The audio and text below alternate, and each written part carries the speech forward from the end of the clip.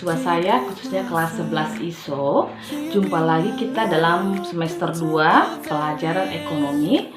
Hari ini kita memasuki pertemuan pertama. Ya, pembelajaran kita adalah bab 6 mengenai APBN dan APBD. Kita saat ini memulai dengan APBN, ya. APBN adalah anggaran pendapatan dan belanja negara. Dalam Undang-Undang Republik Indonesia Nomor 14 Tahun 2015, APBN adalah rencana keuangan tahunan pemerintah negara yang disetujui oleh DPR. Ya, APBN merupakan suatu daftar yang memuat rincian pendapatan pengeluaran negara untuk waktu 1 tahun tertentu. Nah, perhitungan 1 tahun itu dimulai 1 Januari sampai dengan 31 Desember atau 12 bulan. Tujuan penyusunan APBN adalah sebagai pedoman pendapatan dan pembelanjaan negara dalam melaksanakan tugas kenegaraan untuk meningkatkan pertumbuhan ekonomi dan kemakmuran masyarakat. Fungsi APBN ada 3. 1. Fungsi alokasi. Dalam APBN dijelaskan sumber pendapatan terutama dan pendistribusiannya. Ya, pendapatan terbesar pemerintah itu berasal dari pajak.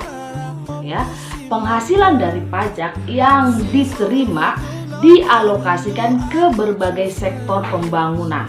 Misal pembangunan sarana umum, ya, seperti jembatan, jalan, taman umum, dan lain-lain.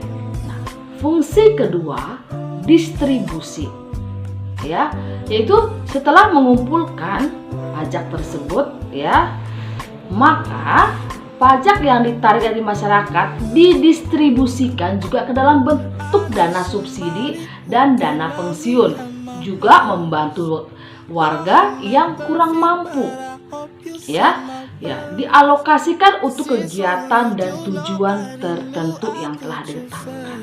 Oke, yang ketiga, fungsi stabilisasi, yaitu sebagai pedoman agar pendapatan dan pengeluaran keuangan negara teratur sesuai yang telah ditetapkan dan lebih mudah dicapai, menghindari terjadinya inflasi atau deflasi. Pengeluaran, ya, atau belanja negara adalah kewajiban pemerintah pusat yang diakui sebagai pengurang dari nilai kekayaan bersih.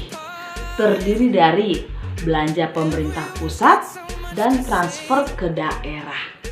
Ya, berdasarkan peraturan Menteri Keuangan nomor 101, ya, garis miring PMK 02/2011, belanja pemerintah pusat diklasifikasikan ke dalam kategori belanja barang, belanja modal, belanja pembayaran hutang, belanja subsidi, belanja hibah, belanja bantuan, dan belanja sosial, serta belanja yang lain yang berhubungan dengan kepemerintahan dan masyarakat di negara kita. Oke? Asas penyusunan APBN ada 3 asas, ya. 1. Asas kemandirian, ya. Kedua, asas penajaman. Ketiga, asas penghematan. Adapun prinsip penyusunan APBN: 1. Hemat, tidak boros. Kedua, terarah sesuai rencana. Ketiga, efisien sesuai kebutuhan.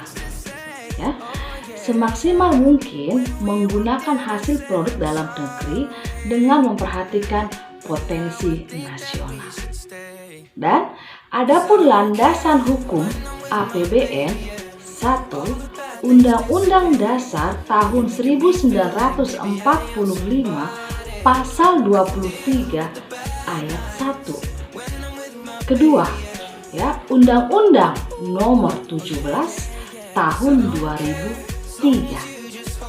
Ketiga, Undang-Undang Nomor 33 tahun 2004. Oke anak-anakku, demikianlah pembelajaran kita yang singkat ini untuk topiknya APBN.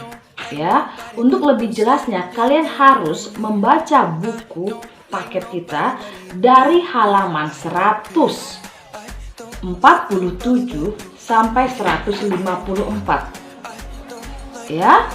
Lalu kalian kerjakan tugas ya yang ada di halaman 149 dan halaman 154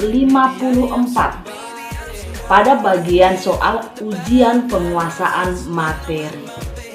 Ya, kalian kerjakan, lalu kalian tulis, kalian buat di dalam buku catatan atau buku latihan ekonomi. Buku tulisnya ya, yaitu buku pembukaan yang besar. Oke, anak-anakku, demikianlah pembelajarannya. Kalian tetap harus aktif dalam pembelajaran daring ya. Dan mari kita berdoa bersama-sama, semoga pandemi COVID ini atau virus corona segera sirna sehingga kita bisa beraktivitas sekolah seperti sedia kalanya. Tetap jaga kesehatan, jaga kebersihan, dan juga kalian harus tetap menggunakan masker kemanapun kalian pergi. Ya, oke, sampai jumpa kembali. Salam sehat, Horas.